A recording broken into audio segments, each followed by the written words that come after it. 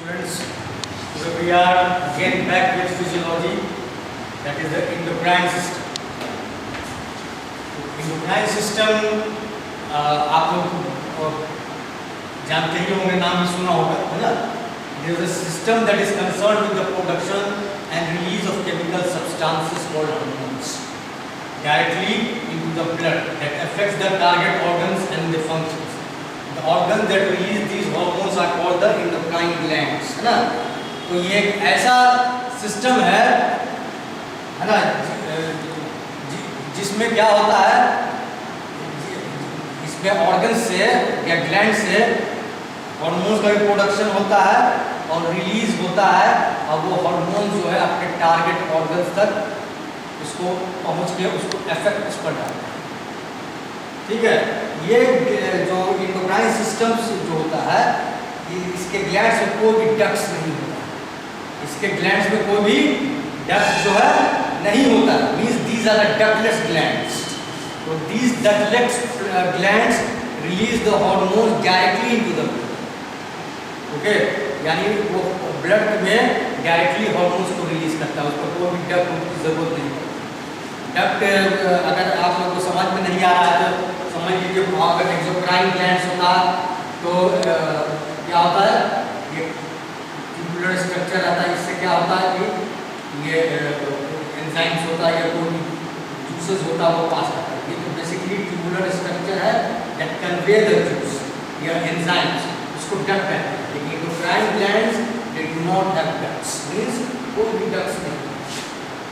ये क्या है, ये डक्ट और इसमें कोई भी डक्ट नहीं। एंडोक्राइन ग्लैंड बेसिकली जो है डक्टलेस ग्लैंड है, इसमें कोई भी डक्ट नहीं है और इसमें से डायरेक्टली हार्मोन्स का प्रोडक्शन होता है और फिर हार्मोन्स क्या होता है, रिलीज होता है इनटू द ब्लड। माने ये hormones are releasing directly in the blood, तब देन ये हार्मोन्स तब है क्या, ब्लड के थ्रू जो है अपने टारगेट ऑर्गन्स तक पहुंचता है और उसके फंक्शंस को इफेक्ट करता है। आइदर इंक्रीज द फंक्शन करेगा या अगर इनहिबिटरी एक्शन होगा तो इनहिबिट भी कर सकता है। ठीक, ये जो एंडोक्राइन ग्लैंड्स में सबसे मोस्ट इंपॉर्टेंट जो ग्लैंड है पिट्यूटरी ग्लैंड्स, है ना, इसको जो है मास्टर ग्लैंड कहा जाता है, क्योंकि ये जो है डायरेक्टली अदर एंडोक्राइन ग्लैंड्स को इफेक्ट करता है बाय द हार्मोन्स। इससे भी हार्मोन रिलीज होता है, इसी के हार्मोन से जितने बॉडी में अदर एंडोक्राइन ग्लैंड्स है, थायराइड ग्लैंड्स हो गया, एड्रिनल ग्लैंड्स हो गया, टेस्टिस हो गया, ओवरी हो गया, पिनियल ग्लैंड्स हो, all these are affected by, means कि इसके हार्मोन से दूसरे एंडोक्राइन ग्लैंड्स पर क्या होता है, असर पड़ता है, यानी असर डालता है इसका हार्मोन। इसीलिए क्या कहते हैं, ये इसी का सीक्रेशन जो होता है अदर एंडोक्राइन ग्लैंड्स को इफेक्ट करता है, इसीलिए इसको मास्टर ग्लैंड्स कहते हैं। सब तो हम इसका डिटेल भी आपको बताएंगे, थायराइड ग्लैंड का भी डिटेल बताएंगे, एड्रिनल ग्लैंड का भी डिटेल बनाएंगे, टेस्टिस ओवरी के बारे में भी बताएंगे। ठीक है, तो बेसिकली आपको जो most important thyroid adrenal glands, इसको ज़्यादा डिटेल में पढ़ाएंगे, इसका इससे कौन सा हार्मोन रिलीज होगा, क्या एक्शन होगा, है ना, डिफिशिएंसी डिजीजेस क्या होगा, वो प्रोडक्शन से क्या होगा, कौन सी डिजीज होगी, उसके बारे में जानकारी हासिल करें। पिट्यूटरी, अब ये जान लीजिए पिट्यूटरी ग्लैंड तो master gland of the body है, लेकिन पिट्यूटरी ग्लैंड भी जो होता है हाइपोथैलेमस से कंट्रोल होता है। अगर ये इसमें गलत नहीं हो तो इसका भी मास्टर क्या है, हाइपोथैलेमस, मींस पिट्यूटरी का भी मास्टर क्या, कौन सा ग्लैंड है, हाइपोथैलेमस। लेकिन हम जनरली पिट्यूटरी ग्लैंड को ही कहते हैं मास्टर ग्लैंड, क्योंकि ये अदर एंडोक्राइन ग्लैंड्स को इफेक्ट करता है।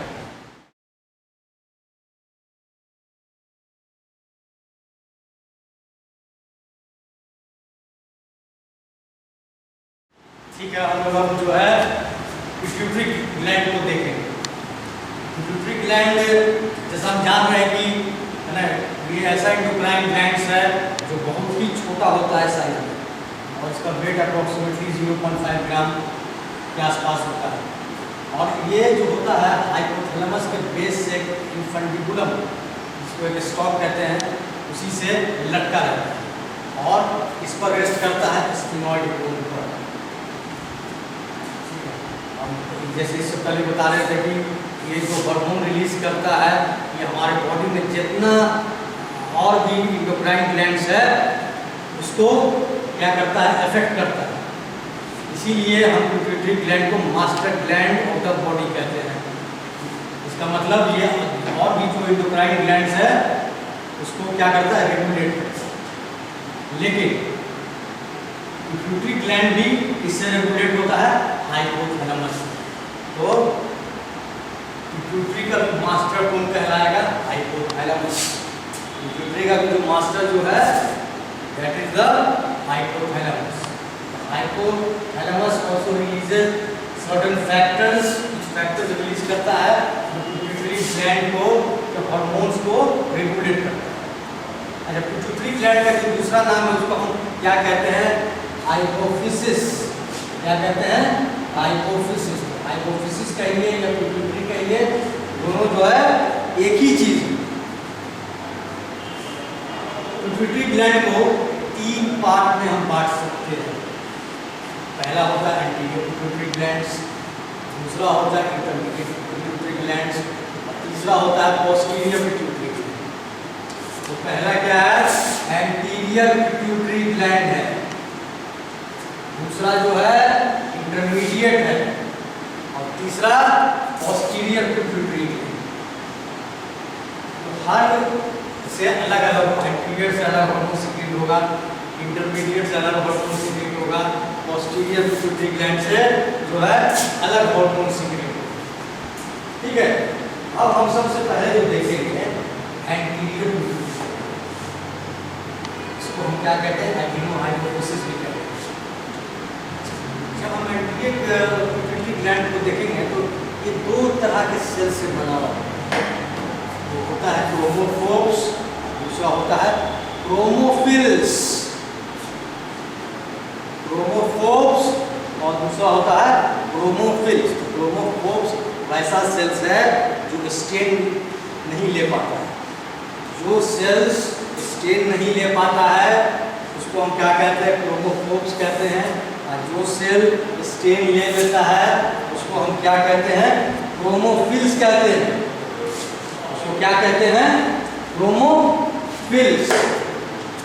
क्रोमोफिल्स को फिर हम 2 पार्ट में बांट सकते हैं, एसिडोफिल्स और दूसरा बेसोफिल्स। एसिडोफिल्स जो होता है ये जो होता है acid stain, it can be dyed by an acid kind of dye। तो ये एसिड स्टेन लेता है, दूसरा जो है बेसिक स्टेन लेता है, बेसोफिल। अच्छा, एसिडोफिल्स जो होता है ये 2 ही तरह का हार्मोन प्रोड्यूस करता है, जीएच, जिसको हम ग्रोथ हार्मोन के नाम से जानते हैं। इसको क्या कहा जाता है, जीएच को जी ग्रोथ हार्मोन। आप लोग सब नाम इस नाम से वाकिफ होंगे, growth hormone. Growth hormone secreted by anterior pituitary gland और कौन से पार्ट से, एसिडोफिलिक सेल्स से। दूसरा हार्मोन होता है प्रोलैक्टिन, इसको शॉर्ट में हम कहीं कहीं देखेंगे कि पीआरएमडी लिखा रहता है। ठीक है, और दूसरा जो बेसोफिलिक पार्ट होता है वो कौन सा हार्मोन प्रोड्यूस करता है, टीएसएच, जिसको हम थायराइड स्टिमुलेटिंग हार्मोन कहते हैं। Thyroid stimulating hormone.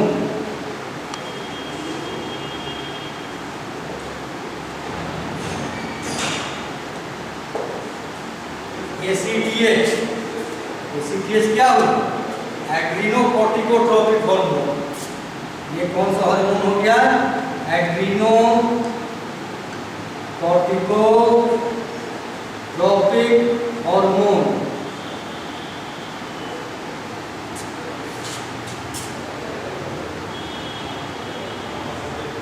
तीसरा एफएसएच, इसको क्या कहते हैं, फॉलिकुलर स्टिमुलेटिंग हार्मोन। फॉलिकुलर, देखो फॉलिकुलर स्टिमुलेटिंग हार्मोन। ये है एलएच, ल्यूटिनाइजिंग हार्मोन। इसका क्या नाम है जी, ल्यूटिनाइजिंग हार्मोन।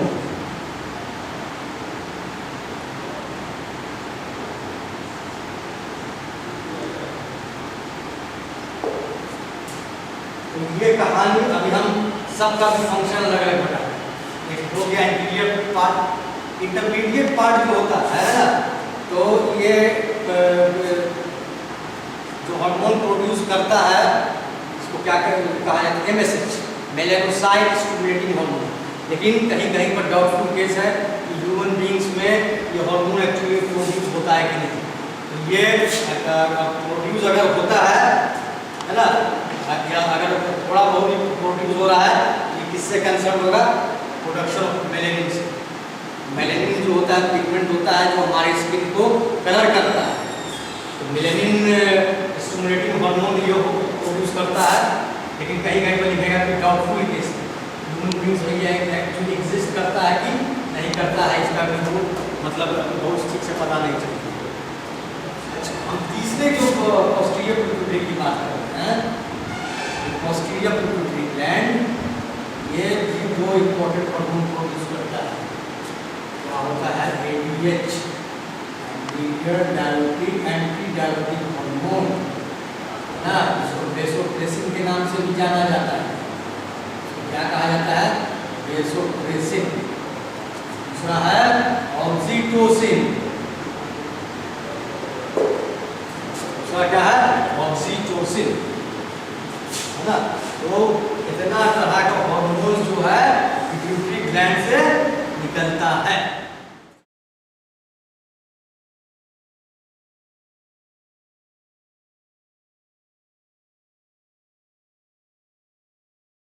जो आ रहे हैं ग्रोथ हार्मोन्स, ये जो है जब वाला हार्मोन होता है secreted by the anterior pituitary, ठीक है, ये रिलीज होता है सिक्रेट कौन से होता है, एसिडोफिलिक सेल्स। होमोफिल्स में जो एसिडोफिलिक सेल्स है उससे जो होता है ये ग्रोथ हार्मोन रिलीज होता है। अब इसका देखिए फंक्शंस क्या है, responsible for growth of skeletal system, protein synthesis, affects carbohydrate metabolism, responsible for lipolysis। तो ये स्केलेटल सिस्टम को ग्रो कराता ही है, प्रोटीन सिंथेसिस को भी बढ़ाता है, जिससे हमारा बॉडी जो लीन मास होता है वो बढ़ता है। कार्बोहाइड्रेट में ये डायबिटोजेनिक हार्मोन की तरह काम करता है, जिससे increases the blood sugar level, ठीक है। इफेक्ट ऑन कार्बोहाइड्रेट मेटाबॉलिज्म कैसे है, it is acts as a diabetogenic hormone. Diabetogenic का मतलब क्या होता है, जो ब्लड शुगर लेवल को बढ़ाता है, ब्लड ग्लूकोज लेवल को बढ़ाता है। तो GH जो होता है that is a diabetogenic hormone. दूसरा रिस्पांसिबल फॉर लिपोलाइसिस, यानी फैट्स का ब्रेकडाउन को ब्लड में मदद करता है। अच्छा, इससे दो डिफिशिएंसी डिजीज होती है, ठीक है। पहला है गाइगेटिज्म और दूसरा है एक्रोमेगाली। तो गाइगेटिज्म जो है इसमें क्या होता है, लॉन्ग स्टेचर होता है, आदमी का स्केलेटल ग्रोथ जो होता है, बहुत आदमी ग्रेट हाइट हो जाता है, लंबा हो जाता है, 60 फीट 7.5 फीट इतना ऊंचा आदमी होता है, ठीक है। और ये कब होता है, ये बीमारी अगर 14-15 साल से पहले अगर ये मतलब ओवर सिक्रीशन होगा तब ये हो गाइगेटिज्म। अगर एडल्ट लाइफ में होगा ओवर सिक्रीशन ऑफ क्या बोला जाता है ग्रोथ हार्मोन, इसको हम क्या कहेंगे, एक्रोमेगाली कहेंगे। क्या कहेंगे, acromegaly. It is characterized by large jaws, protruding face, है ना, occurs after the fusion of epiphysis। और एक दूसरा होता है डिफिशिएंसी डिजीज। ये तो ओवर सिक्रीशन, ओवर सिक्रीशन यानी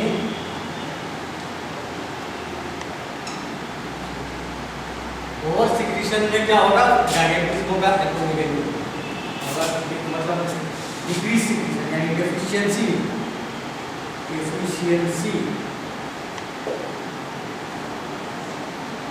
ड्वार्फिज्म। क्या होता है, ड्वार्फिज्म मीन्स शॉर्ट स्टेचर। जो ऐसे अगर किसी में GH हार्मोन की कमी हो जाएगी तो क्या होगा, ड्वार्फिज्म होगा। That is characterized by less height यानी डिक्रीज हाइट, शॉर्ट स्टेचर का आदमी, जस्ट स्टिच।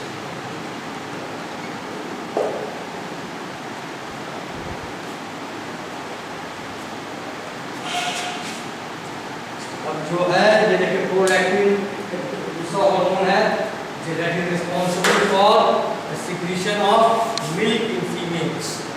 ठीक है, तो after the birth of baby क्या होता है, प्रोलैक्टिन का सिक्रीशन होता है जिससे मिल्क का सिक्रीशन जो होता है बढ़ता है।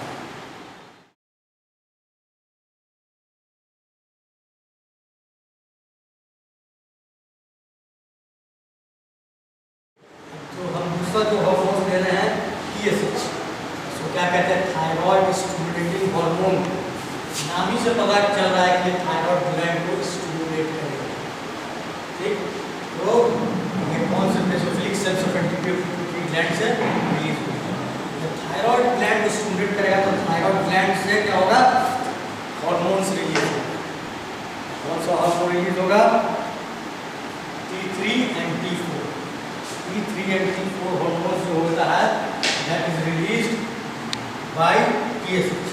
ठीक है, तो एक तो इसका मेन फंक्शन है stimulate the thyroid gland to release the thyroid hormones. दूसरा है कि ये it is even responsible for take up of iodine and synthesis of these thyroid hormones. ठीक है, तो ये आयोडीन को भी लेने में मदद करता है, थायराइड हार्मोन का सिंथेसिस में। TSH लेवल अगर इंक्रीज करता है तो वहाँ उसको समझा जाता है कि ये T3 T4 का लेवल डिक्रीज करेगा, बाई वर्सा। अगर T3 T4 का लेवल डिक्रीज करेगा तो TSH इंक्रीज करेगा। अगर T3 T4 का लेवल घट जाएगा तो ये बढ़ जाएगा तो TSH क्या हो जाएगा, हाइपोथायरॉयडिज्म में TSH का लेवल बढ़ा रहता है, और हाइपोथायरॉयडिज्म में और यहाँ पर होगा हाइपरथायरॉयडिज्म, तो TSH का लेवल जो रहता है घटा हुआ। हाइपर का मतलब जब ज़्यादा सिक्रीशन हो रहा है थायराइड हार्मोन का, हाइपो का मतलब जब लेस सिक्रीशन हो।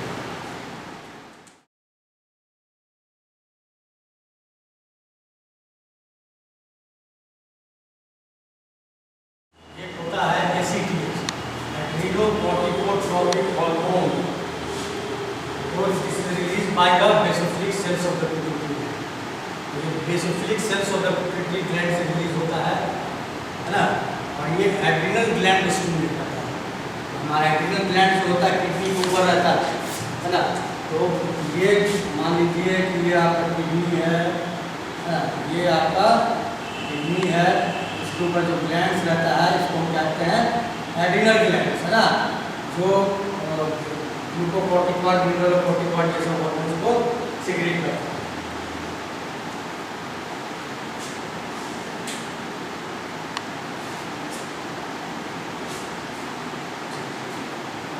तो ये इस ग्लैंड्स को क्या करेगा, स्टिमुलेट करेगा, और जिससे ग्लूकोकॉर्टिकॉइड और मिनरलोकॉर्टिकॉइड का सिक्रीशन जो है बढ़ेगा। कभी-कभी ACTH का लेवल इंक्रीज करता है तो एक बीमारी होती है जिसको हम क्यूशिंग सिंड्रोम कहते हैं। तो Cushing syndrome is a condition या Cushing disease is a disease in which the level of ACTH is raised. Generally कब होता है, due to the benign tumour of the pituitary. अब हम देखेंगे ये फॉलिकुलर स्टिमुलेटिंग, तो ये responsible for Graafian follicles in females. It is responsible for the Graafian for the maturation of the Graafian follicles in female. तो ये क्या करता है, ग्राफियन फॉलिकल को मैच्योरेट करने में मदद करता है। मेंस में टेस्टोस्टेरोन को प्रोडक्शन को इंक्रीज करता है यानी स्टिमुलेट करता है। दूसरा है luteinizing hormone, responsible for maturation of ovarian follicle, ovulation and corpus luteum। तो जिसे रिस्पॉन्सिबल ये जो ल्यूटिनाइजिंग हार्मोन है ये ओवेरियन फॉलिकल के मैचुरेशन के लिए, ओव्यूलेशन के लिए, ओव्यूलेशन का मतलब ओवरी से जब जैसे ओवम रिलीज होता है तो ओविडक्ट उसको ओव्यूलेशन कहते हैं, और कॉर्पस होती है उनके मेंटेनेंस में ये जो है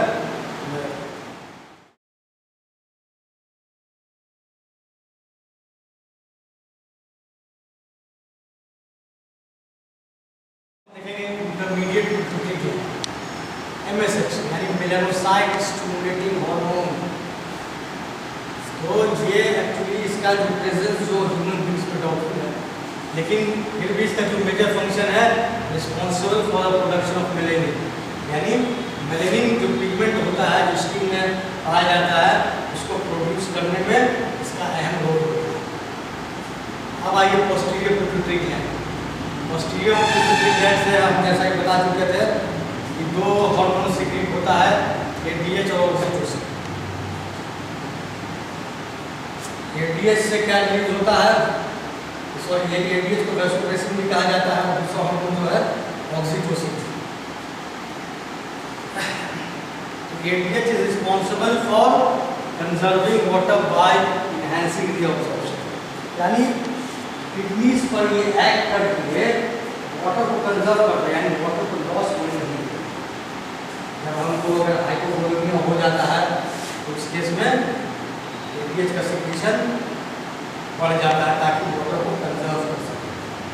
ठीक है, जब वाटर लॉस करना है तो यही ADH का सिक्रीशन जो होगा कम होगा। अब आइए देखिए दूसरा हार्मोन है ऑक्सीटोसिन। ये भी एक हार्मोन है जो डिलीवरी जो होता है उस टाइम यूट्रस बर्थ कैनाल के मसल को स्ट्रॉन्ग जो है कॉन्ट्रैक्ट कराता है, जिससे बर्थ जो है बेबी का इजीली हो जाए, यानी स्ट्रॉन्ग कॉन्ट्रैक्शन से क्या होता है चाइल्ड या एक्सपेल आउट। दूसरा जो इम्पोर्टेंट फंक्शन है ये मिल्क को रिलीज करने में भी